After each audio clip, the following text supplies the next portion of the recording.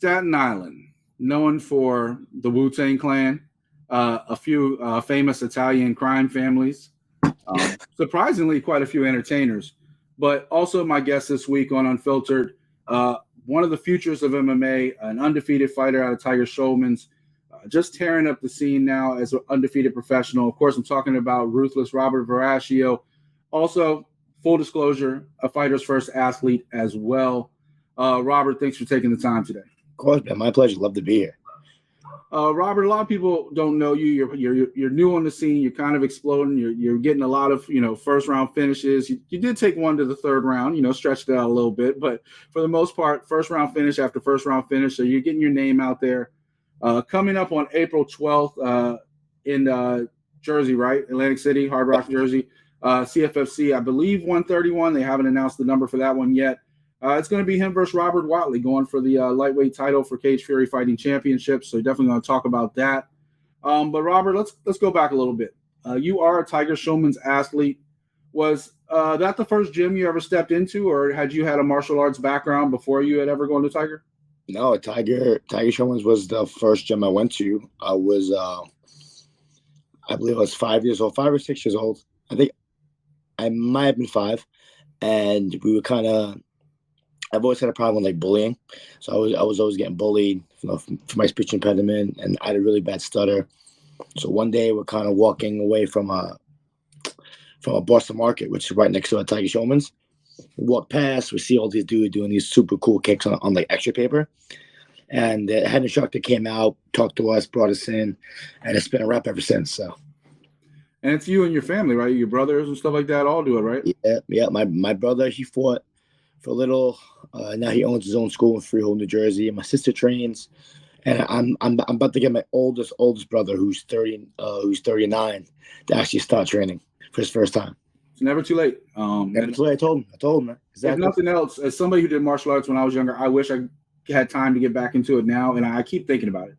It's just like your older brother, right? Like I'm like, all right, I'm gonna go. There's a Gracie Academy around the corner. Like I'm just gonna go. Yeah. And one day I think I really will, but because I have it in my background from when I was a teenager and young kid, but never too old, if nothing else, for the fitness side of it as well. And the discipline is just a bonus as well. I always tell my brother, I'm like, you're never gonna have time to do it. You're gonna have to make time to do it. You gotta make time for your own health over anything else. So as a little kid, what was that first experience, that first day you walked into Tiger Schulman's? What was that?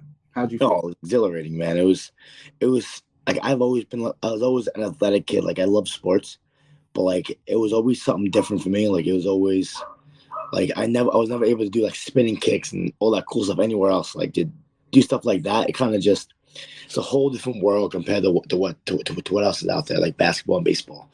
Like it's completely different. It was so much fun. Just always a constant level of competition that I personally always needed growing up. Like I love to be able to compete against someone on a daily basis. It was awesome. When did you know, as you were going through, and like you said, you played a lot of sports and other things like that, when did you know this is something that would go from quote unquote a hobby, right? Because as a kid, it's not serious, no matter how much you love it, to something that you can make a career out of? Oh, I didn't. I actually, I took a long break after, I think it was 10 or 11. I was playing so many other sports that it was conflicting with everything else. So I was on like a travel baseball team. No, I'm sorry. I was on a travel soccer team. I was on a baseball team. I was on a basketball team, 2 different basketball teams. And my time was like eating up throughout the year. So I took a break from Tiger Schulman's until I came back when I was 16. And then I watched my older brother, Giuliano. He fought in like a kickboxing fight, a Muay Thai fight. He got like a short notice guy, some dude from Thailand or something like that, who's 7-0, and like kicked the shit out of him for like 3 rounds and threw up right after. And at that point, I was just like, I could do this. I want to get in there. And I started just training my ass off. I got my first fight when I was 18. And for 3 rounds at that point, after my first fight, 3 rounds, I just unloaded on this poor soul, just beat the living crap out of him.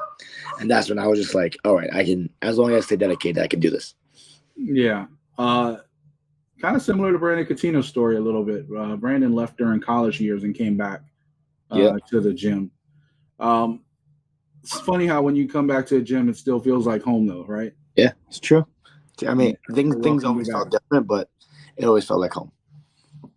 When you come to a gym like that has so many big name fighters, you know, the Shane Burgos, the Mike Trezanos, the Julio Arce, like all these guys that have these UFC experiences, Jimmy Rivera, and countless others now at this point that have come and gone into the UFC and moved on to different things as well. Of course, Shane over at PFL now, and Solomon's over there as well. Does that kind of light a fire under you to like, all right, I see these guys doing it. I know this is real. This is not like imaginary on TV. Like I see it. Yeah, it's 100%. It's like I compare the story a lot to like how I think Conor McGregor was the first person to be like a double champion, right? There was no other double champion before Conor McGregor. And look what happened the minute Conor McGregor became a double champion. It opened up the pathways for so many other double champions, right? And there have been so many since then. Well, not so many, but, you know, more than usual. Same thing, like once the first UFC fighter, I think it was Jimmy, made it. Well, he wasn't the first one, but the first successful one was Jimmy. Everyone started climbing back, and he made it realize that we could do it, that it was possible, that what we're doing is viable and helps us get there. That it motivated me more because it kind of helped me realize that like what I'm doing is possible to get there. I just just stick to the grind and kind of keep going. And not just that, you look at the knocking the door down, and whether it's fair or unfair to say, you're still kind of waiting for Tiger Schulman's to kind of like, all right, you guys got to the top, Yeah. but you haven't like captured that gold like in the UFC. Like a lot of you have become regional champions, but they're still waiting for that one guy to come through, kick that door down, not just have great fights in the UFC or PFL or wherever else nowadays, because there's so many places for professional fighters to make a living. It's not just the UFC. We stress that a lot. You got one championship, you got PFL, you got obviously the UFC is still the biggest dog in marketing wise. But you still haven't had that guy come in and be like, all right, and be champion of the world on that level. Is that something that you just kind of live and breathe at this point that you want? Because I know your drive, and I know Ruthless isn't just a nickname. Like, and we keep talking about with the T-shirt for it with purpose. That, you know, is that where your head is at? Like that's where I'm going. Yeah, 100%. The minute I turned pro is actually for the story. I fought my first pro fight, I won. And like ever since that first pro fight, every time I watch a 155 fight on UFC, I'm just like, y'all smoke these dudes. Like, so like my goal is like just to like do everything for my dad and you know become a champion. Yeah, whether it's in UFC, which is the main goal, PFL one, it's have that belt wrapped around my waist. Yeah, of course. Unfortunately, you lost your father last year. That you know really gave you more purpose, more cause to really push forward for this dream. Do you think that is just going to be forever a driving force with you? Because you know you said for it with purpose when we put out that T-shirt line. It's more than just a catchphrase. Talk a second about how much he motivated you into not only getting into pro MMA, but also continuing to push forward even through obstacles.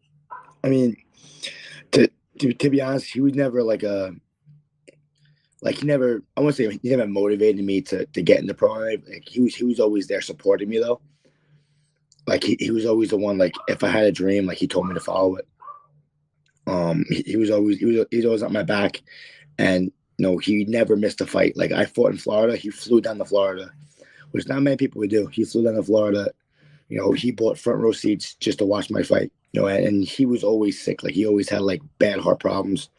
So the fact that he would just fly down to Florida for me shows a lot. You know, and just, when I was fighting Evans, like he was in the hospital for weeks. So I would train like rigorously with on my mind, and then go relax, go see him in the hospital, do send me the next day, go back see him in the hospital. So like, you know, seeing him in that state it kind of it motivated me because he kept telling me like go get it. I can't go, but I want you to go and win. And he was never able to even actually watch that fight.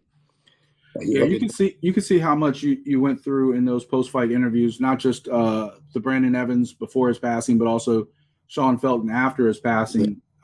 You could see, and a lot of fighters would have folded up shop, and the fact that you persevered through that is, not just a credit to your father, but a credit to yourself as well.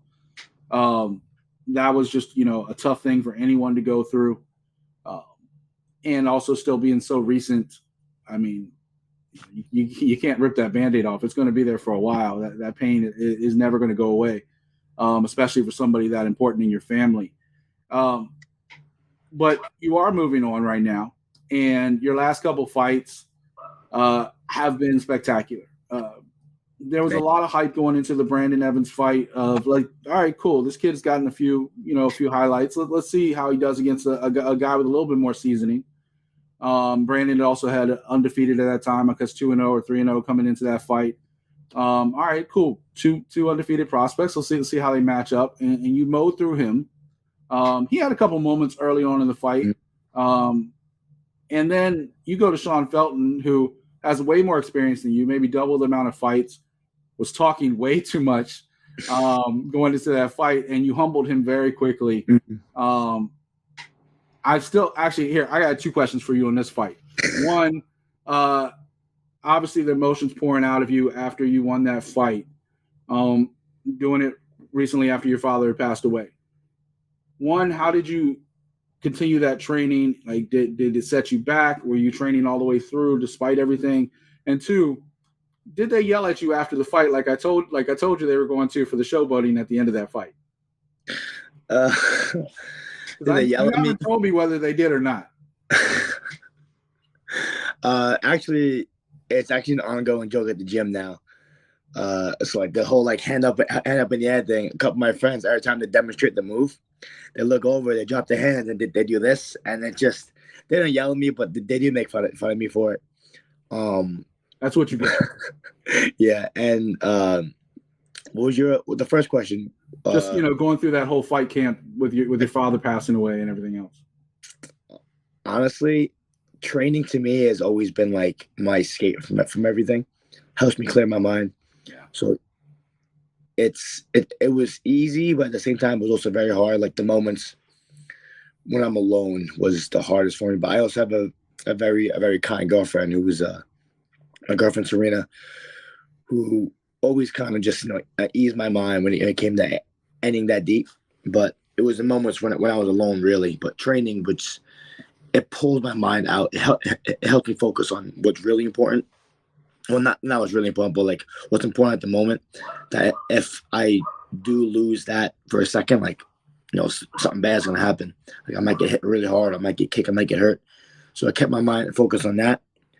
But I'm not gonna say it was easy. I'm also not gonna say that it was super hard. But I visited his grave. I want to say as much as I could. They're closing Sunday, but I went there at least once every other week, maybe once every 3 weeks, just to make sure I talk to them about what's going on. Yeah.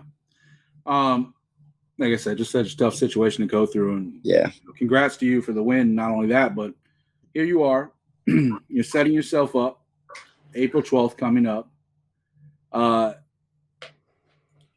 Here it is. This is what you wanted. That Robert Watley fight. You kind of called for it after the last fight. Do me a favor and shift the camera just a little bit. Oh, sorry. Yeah. All right, pick up. That Robert Watley fight, you called it for last fight. You really, you thought you deserved it at this point. What happens April 12th? How do you see that fight going in your mind? How have you envisioned this fight? Well, I know he likes to wrestle. He shoots shots from far away, shots off his hands. So, I mean, look, people haven't seen my wrestling yet.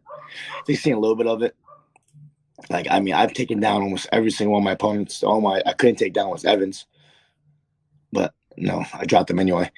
My wrestling, my jiu-jitsu is very good. So if he tries to go to the ground, I'm not going to grapple with him like everyone else has. Like when you fought the guy in Tampa, what was his name? Oh, crap. forgot it. He fought for the title. He fought someone, took his belt, whatever, or it was vacant. Talking about the Gunnison fight? Yeah, the fight before his last one. Yeah, the Cedric Gunnison. Yeah, Cedric. Yeah, Cedric was very open with playing guard with him, right? Like, they're staying against the cage, playing close guard. Like, I'm not gonna do that. Like, I'm gonna get up, dude. Like, you're not gonna hold me down. I train with some of the best grapples in the world, dude. I'm not gonna play that game.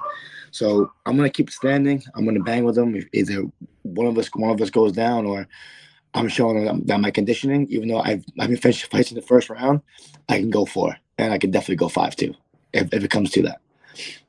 I've never seen a Tiger Schulman's fighter that doesn't have conditioning. That's correct. That's what I'm saying. That's what I'm saying. The reason why I'm able to finish in the first round, because I can go out first round guns blazing and not worry about being fatigued. I mean, the energy Shane fights with, right? It's crazy. In wars, right? Like Shane, like I swear to God, I know he has defense. Mm-hmm. And I know Brandon Coutinho loves to say on Art of MMA that he rolls his punches. So he does take punches, but he rolls them. Yeah. And I'm just like, yeah, but he's been like knocked out and still standing and fighting you. Like that Edson Barboza fight, like it took him a couple seconds to go down because he was still like his brain was like fight back. Yeah. It took a second for his brain to be like, no, go down. Yeah. But you know, and shout out to Shane because he's one of the people that's always been good when we were back to Art of MMA and doing interviews way back in the day, like online magazine. Amazing guy. Him, his brother's coming up now, Ryan, fighting an injury, but Ryan should be back soon. That whole gym, that whole toughness. When you talk about Robert Watley, one thing that kind of stands out to me is that now he does have some notable wins on his record, right? Like he beat Pat Sabatini way back in the day when Pat is known for grappling, but Pat's also a smaller guy. Yep. So Robert's come up in weight where I feel like you are like a bigger 155. Like I feel like you cut down. Oh, you think? I appreciate that. Man. Hey, I'll take it. What do you walk at? I walk around like 85. Yeah. See, I think Robert's probably walking around 170 and cutting down to 55. I don't think he's as big as you are. I mean, I know like standing wise, you probably are close to the same size, but you're talking about a guy that's come up from 145 to 155, and you're a guy who's pretty much always been 155. Yeah. And if you're walking at 185 as your body, I mean, you're 28 now, so you're pretty much where you're going to be, but your body can still grow a little bit as age goes on, and you could easily probably pop up to 170 or something like that. Or the only 2 fights that he's really lost, were Chris Wade and Brooks recently, or 2, you know, they fought on the biggest levels of everything. So he has that experience. That's going to be a tough fight. And honestly, that's what I want though. Like if I'm going to prove that I'm ready for the big show, I got to fight someone with notable experience, you know. And you know, Felton was a warm up for someone who has a lot of fights. He fought in Bellator. He fought in King of the Cage. He fought 32 something fights. I believe he said he had. Now Watley just the next step. Someone who he has a winning record. He's on up and ups. He's very seasoned. And if I can prove that I can stand and bang with him, I can stand with him in the octagon and I can take a W. That shows that I'm ready for the big stage to grow my own career. Now, you look at his last fight, he was struggling. Like he was getting rocked early on from Armando and came back and got that rear naked choke. To win the title was a majority decision. So this guy's he's definitely used to wars and coming out on top no matter adversity. So it's going to be a fun fight on April 12th. I'm looking forward to it. Clearly, I'm on Team Ruthless. You know, I got selfish intentions because I want to sell more T-shirts. But but at the end of the day, I really do think your rocket ship's going on. I'm gonna hit you with a few lightning questions before we get out of here, and I want to know your answers to these. So, first off the bat, you talk about watching some of these guys in the UFC, same weight class as you, that you would smoke these guys, but you're in a killer's division. Like let's not talk about the history of the lightweight division in the UFC from, you know, formerly Khabib and Conor and all these other guys, talk about double champs and stuff like that. Currently, the guy, you say you're not a big 155er. Well, currently the guy who is at 155 champion, Makhachev, is a big 155er. I mean, sure, he fought Volkanovski, but he also could fight at 170 at any given time as well. Right off the bat, how would you match up against Makhachev? I mean, I watched the way Volk is playing with them, and I think being aggressive wrestling against someone who's very aggressive with their wrestling is the way to win. Like if you look at the way Volk fought the first fight, he pinned us on against the cage a couple of times. And it made him think. And I think that's the way to beat them. Like I grapple with a bunch of Magomedovs that we have a gym. They come from a different gym by us. The Dagestani style. Yeah, and they're good, man. Their wrestling's amazing, and I'm used to that kind of wrestling, and I'm only gonna keep going with them more. And these dudes aren't my weight; they're the people I go with are heavier. Guy fights at 170. The guy I fought this week, I spot him this week. He's 170 pounds. He fights that, which means he's walking around probably like 205, 210. So, I mean, I think I stand a pretty good chance. Only time's gonna tell. But by the time I'm up there, I want to say like 30-ish. By the time I'm like top 15, maybe 31. So hopefully he's still around by the time I don't know. He threatens to retire after every fight. He wants to be like Khabib and kind of walk off in the sunset. Oh, bro, when you cut 50 pounds every fight, man, you sit in the sauna for 4 hours. You cut 30 pounds. You can't fight that long. What do you think of that? Next question. What do you think of that Dagestani style? Because to me, it's like a pit bull, right? They don't have that off switch. They are so, and I don't mean this disrespectfully, they are so animalistic with their wrestling, like you said, aggressive wrestling, that they don't have an off switch. They don't have an alternative. Their alternative is to get you down. And if you don't like it, if you do something to stop them, they're not stopping. They're going to keep like so aggressively trying to get you down that they win. They break your will a lot of times because that's just the way they were trained. But here's the thing, though. Like if it's working for them, what I mean? Like it's working for all of them. Like we can't really complain. We can say it's boring, but if they're winning fights, they're winning fights. But my question is, how do you compare that to American wrestling that you train every day? It's definitely different. They do a lot of things that I'm not used to. Like I can't really explain it. Like it's I had to watch my sparring over, but he had me in like a weird position that I wasn't used to. And then me and some of my teammates went over it actually today, which is funny, and a couple ways to escape from it. And then I just want to get back into it. But it's weird. They use a lot of like you said, like aggressive pressure, where no matter what you do, it's like a dog smelling blood. They're gonna stay on top of you, which honestly is probably one of the best training sessions I'm probably ever gonna have, because sometimes with people who like when I train with Julio and Shane, like sometimes we give each other breaks. But when I go with these guys, they're on me, and that's the kind of training that like we need to take it to the next level. Yeah, I talked to Jose Shorty Torres, former to talk about double champs, right, with Titan FC, and obviously fighting over at Brave. He was also once a shout out Fighter's First Athlete for a moment until he started making more money on his other stuff. Alex Soto, another guy, they trained over in Bahrain with a lot of the Dagestani guys who would come in and do those styles, and just talk about eye-opening. Frankie Edgar would go over there, and just you learn like different styles, different gyms. You travel. One thing I love that a lot of the Tiger Schulman guys do is that you don't just train in your gym. You go to different gyms. I know Solomon and Shane both had like the gym in New York City. They were doing that and doing different striking stuff with. Shane comes down here to Florida once in a while and does some training. You have to get out. You have to travel. You have to see these different styles. Another guy, baddest motherfucker around right now, Justin Gaethje. Is that just a fireworks fight with you and him? If you guys match? I would love to fight Gaethje. Both of our just styles. What a stand and bang, and it's first one drops. That sounds fucking awesome. One day, hopefully one day. Yeah, he's getting a little older too. You got to hurry up. Yeah, I'm trying. I'm doing what I can. I'm telling you, this is the most active I've been. Injury free. Thank goodness. Knock on wood. Yeah. Right. Being to fight 3 times or 2 times in less than 6 months. Yeah. And then trying to get a third fight within 7. So it's nice. Definitely stay active. Get that call up. And actually going into the perfect season, because a lot of those Dana White Contender Series fights are in the late summer, midsummer, late summer. Yep. We've seen it with a lot of the Luke's Fight League guys that we covered down from Mexico. They've gotten those call-ups late, Diego Lopez and fighters like that. So you're on the right schedule. And having championship gold April 12th will definitely boost your resume. Yeah, hell yeah. One last name I want to throw at you because I'm trying to see what you would do against these different styles. Charles Oliveira. Not too many people are better with the jiu-jitsu than he is. How would you match up?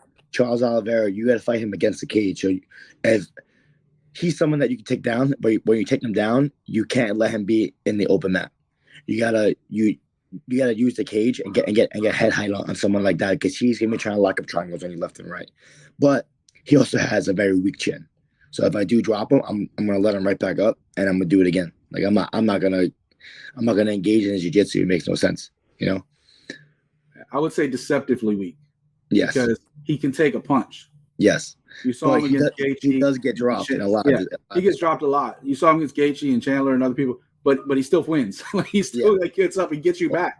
See, thing with Chandler gassed himself out. Chandler, for some reason, Chandler works the hardest. For someone he has all this training that he says he has the best gas tank in the world. Gasses out by the second round because all he throws is huge hammer, friggin' wings right hands. I'm just like, I don't understand. He didn't used to be that way. And in Bellator, he had a lot better gas tank. I think once he got to the UFC in that stage, he wanted to put on a show. Well, I wonder what's the difference between Bellator and the UFC? What did I not test for in Bellator? You know what I'm saying? I would say what they don't test for, but I'd also say there's 2 million more people probably watching every show. That, you know, that kind of those bright lights tend to either energize you, like I think it does with Chandler, or it gasses you because then you get you get overworked up, right? And then you have an energy dump and you can't come out the gate like you want to. It goes both ways. I think with Chandler's case, in my opinion, I think he just dumps his tank. I think he wants to put on a show so badly that he just goes for it. And how do you think that the McGregor Chandler fight is going to go? I don't think it's ever going to go. But if hypothetically it did, I think Chandler resorts to his wrestling and gets the win. I think a lot of people like to say they're going to stand and bang until they get punched. And I've seen every time Michael Chandler gets punched, he kind of resorts to his wrestling, whether he wants to or not. He'll be happy to stand and go toe-to-toe with you. But when he gets on the ground, if he's not knocked out, he's probably going to grab your leg. 100%. And if that's the case, what is McGregor going to do? His whole career, you can see him in the gym training wrestling all he wants, but anytime he gets in that UFC cage or somebody wrestles him, he's done. I like what Poirier did with him his last fight. He made him think he was going to stand, took him down, got him tired, second round, finished him. It's very smart. That was the fight before. The last fight, he broke his leg. Yes. No. Was it? No. Yeah, the fight before, he wore him out with the wrestling. The last fight, Conor actually had Dustin in a guillotine, and then they kind of broke it up, and then they kind of squared off, and then he broke his leg, and then it kind of went back against the cage, and Dustin finished him off. So which one was the one where he shot? Was it number 2? The one before, yeah. They fought 3 times. Yeah, the second one. That was the one that Dustin kind of beat his ass, like controlled him. I remember. The last fight was kind of short. I think it finished late in the first round. Maybe. Yeah, I remember. I watched that live with a couple of my friends. I remember that. And Conor was actually getting the better of him early in that fight. You think so? Oh, yeah. Conor had him rocked. And then he had that guillotine locked up, but he didn't know how to lock it in. So Dustin wore it out and got out of it, and then Conor did a leg kick and broke his leg.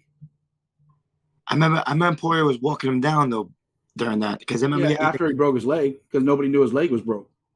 And then because he took a step back, and then it went bloop. But he cracked his leg on that shin on the check.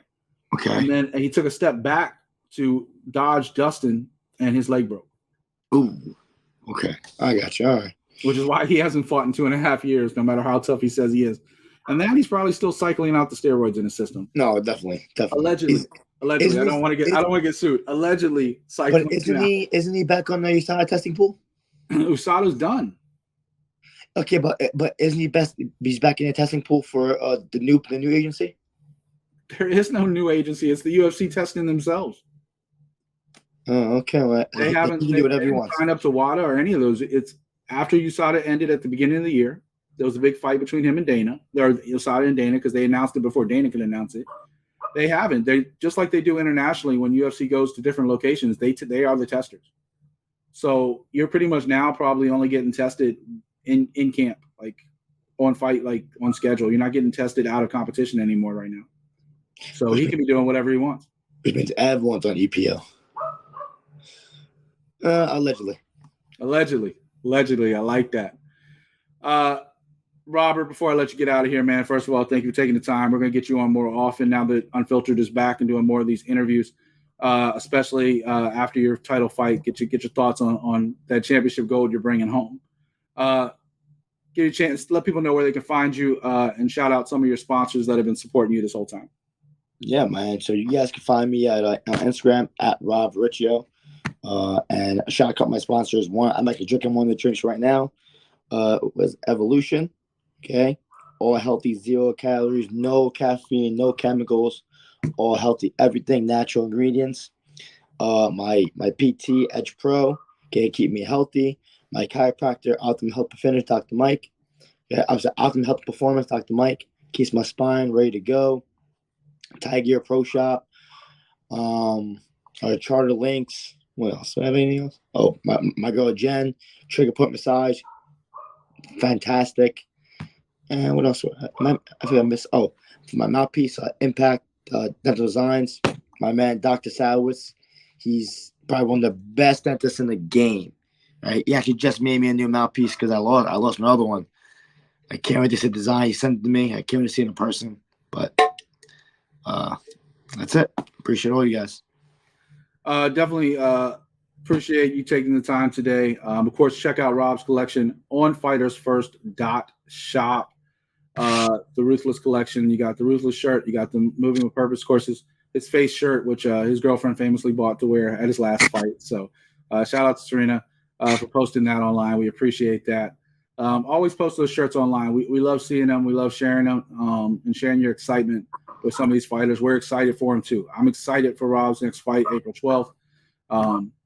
Funny little side note, this interview was actually pushed back a week because of things, and the fight got announced a couple days before this interview. So things work out for a reason, right, Rob? It's true. I have a funny story about that shirt too, by the way. It was actually pretty crazy. Go ahead, and then we'll get out of here. She was at she had a restaurant with all her friends before the fight, and she had my shirt on, and all her friends had the Ruthless Rob shirt on, and the waiter or waitress at the time was like, "You look like the girlfriend of one of the fighters," and we're just giving them all free drinks because I was fighting that night. There you go. So, fighters first. Look at that. You guys really set up my girl to get crazy drunk on my fight night. Well, I don't know if I want to encourage that. At least not on camera.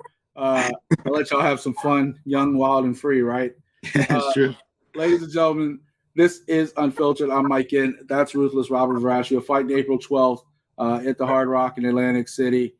Check that out. It'll be on UFC Fight Pass if you can't be there live. And we're out. Let's go. Can't wait.